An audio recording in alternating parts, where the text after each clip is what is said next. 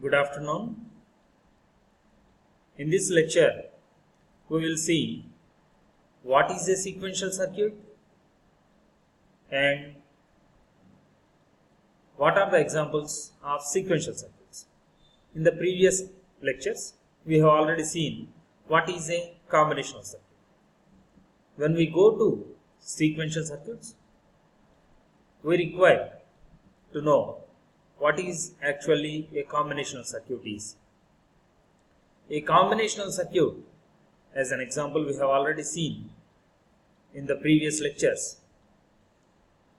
It may be a half adder or a full adder, half subtractor or a full subtractor. So a combinational circuit will be taking two or more inputs and providing the outputs based on the inputs.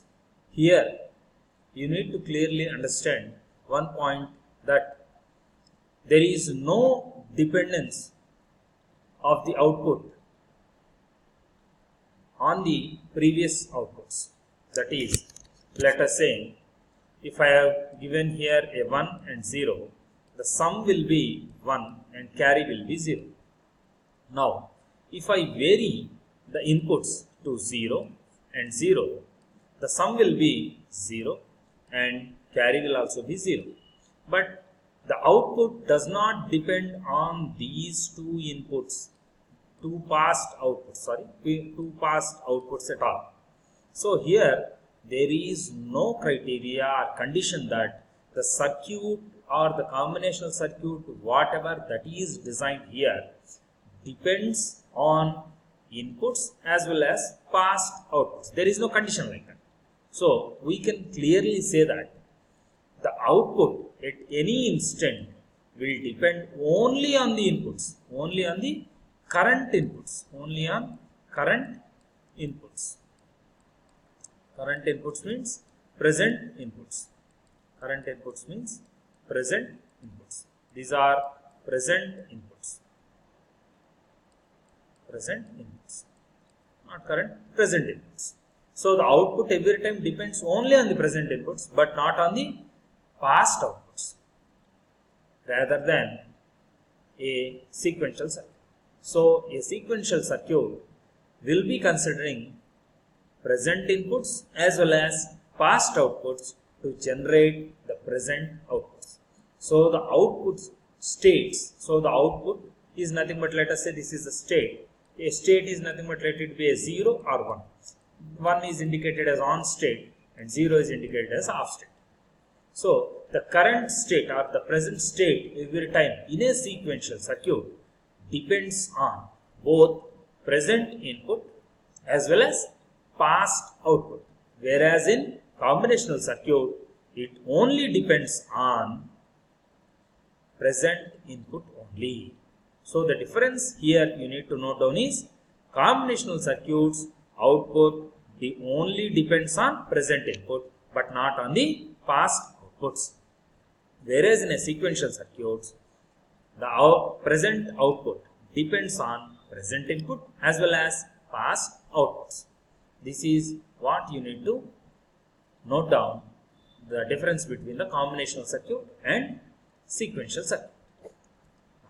So here if you see here, the combinational circuit will be considering inputs and outputs, and there is no block where you will be storing the past outputs here. So there is no block like this. So this is not a sequential circuit. When we consider such a past output, you need to store it somewhere. For that purpose, we require another block that is called as memory. So what are the examples where we will be using such things? Rather than when we remove this block, memory block, the entire remaining thing is a combinational circuit. So if we store the past outputs, then only it is called as a sequential circuit.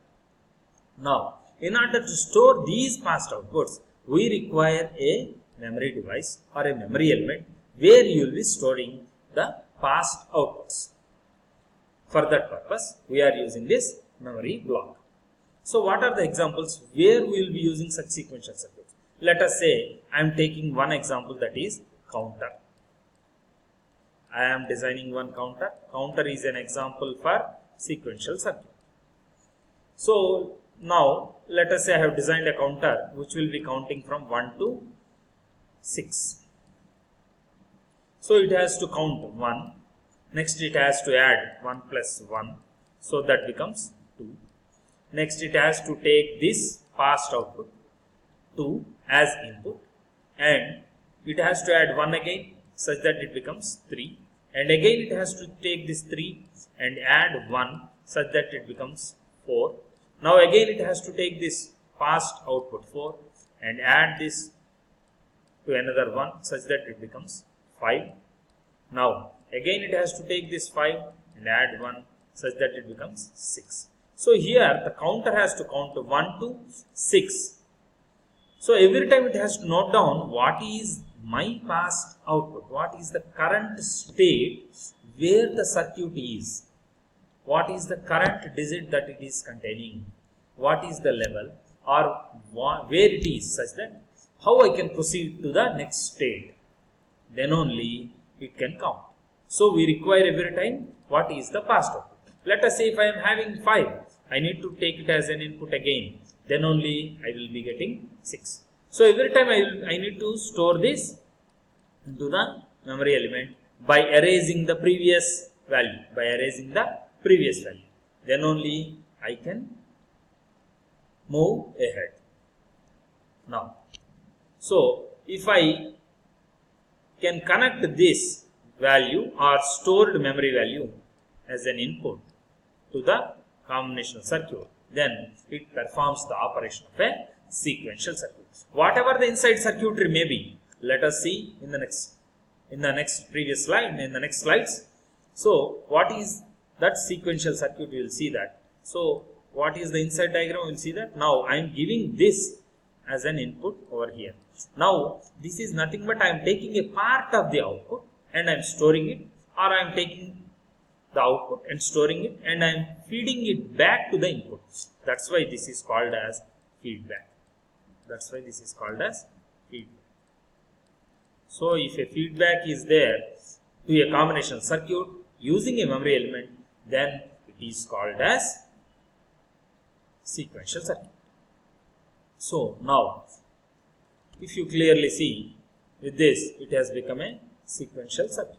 So these are the inputs. So sequential circuit, every time it generates outputs based on the inputs as well as the past outputs. Now as an assignment, I would like to give you an assignment for writing some circuits or details about what this memory actually will be having, what a memory element will be, what is the type of gate that we can use for designing this memory element. As an assignment in Moodle, you please submit these memory devices or memory gates as assignment in Moodle. Thank you.